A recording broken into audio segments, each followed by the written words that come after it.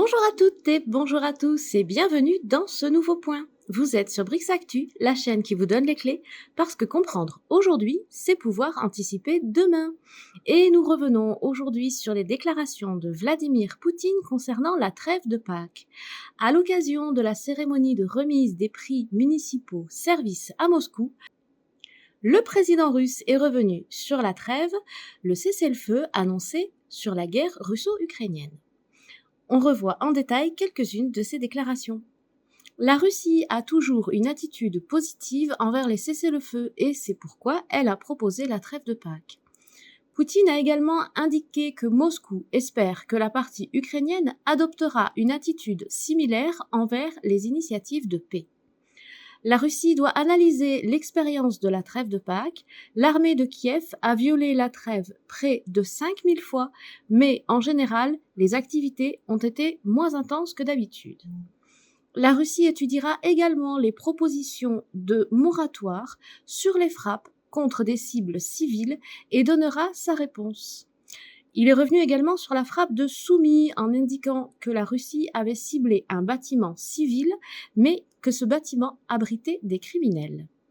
Les dirigeants occidentaux qui prévoient de se rendre en Russie le 9 mai ont beaucoup plus de courage que ceux qui les menacent, d'après Vladimir Poutine.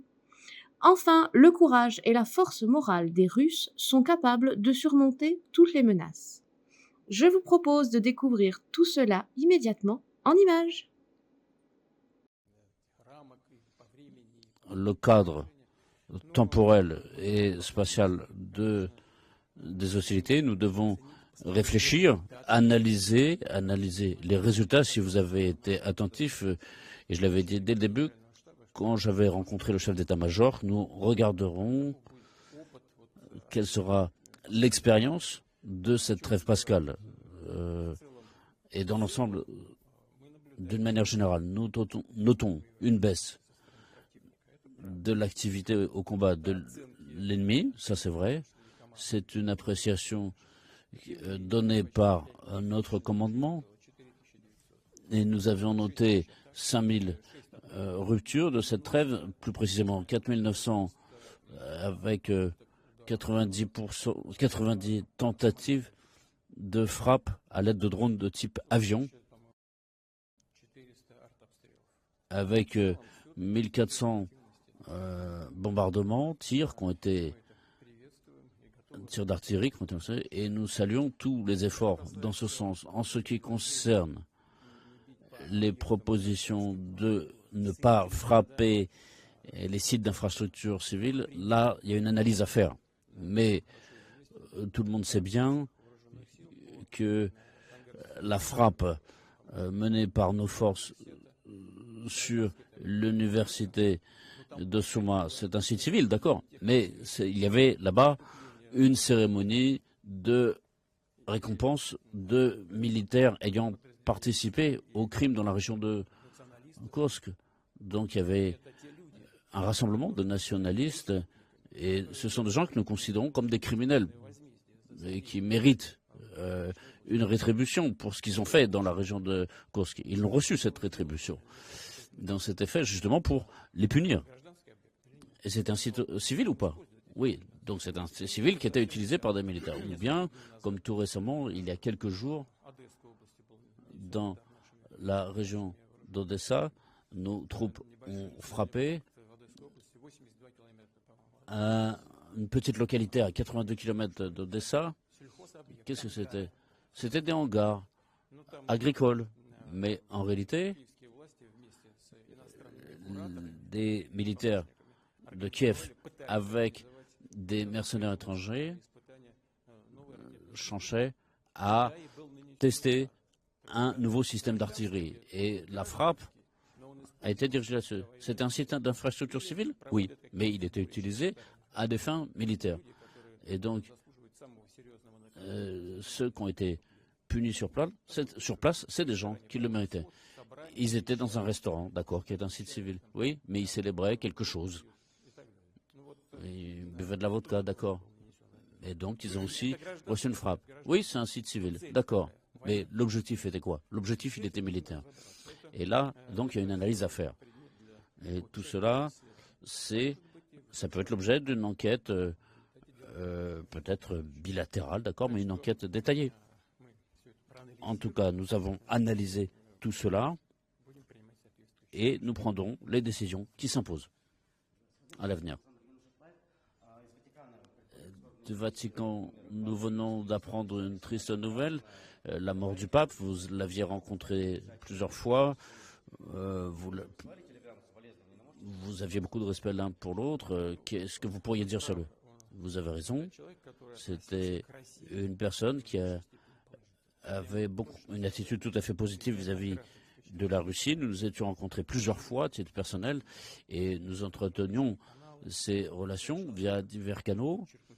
C'est un homme, je le rappelle encore, qui avait une attitude tout à fait positive vis-à-vis de la Russie. Et nous garderons cela à l'esprit. Le fait que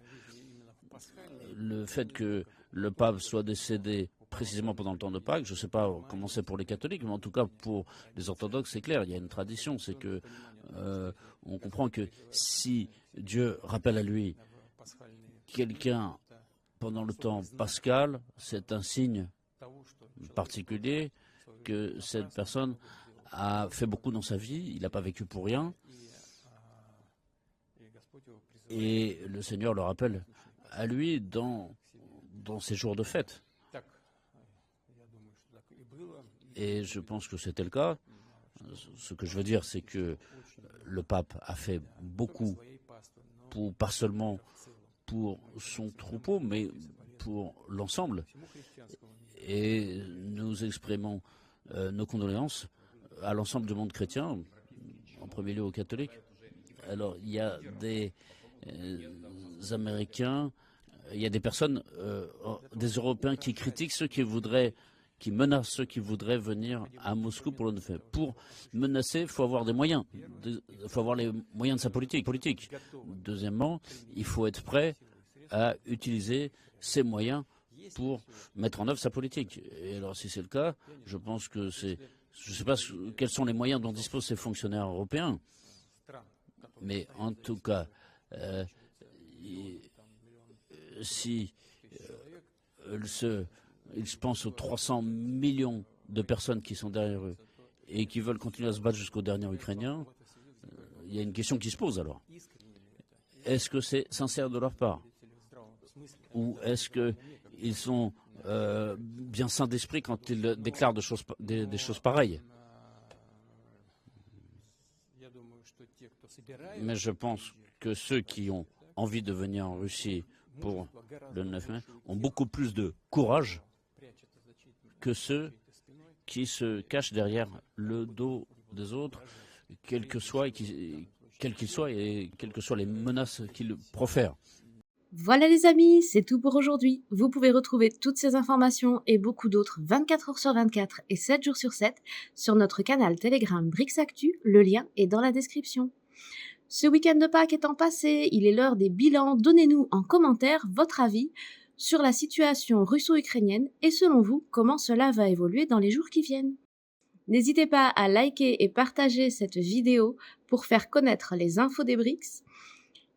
Abonnez-vous également à la chaîne pour ne manquer ni nos points ni nos récaps.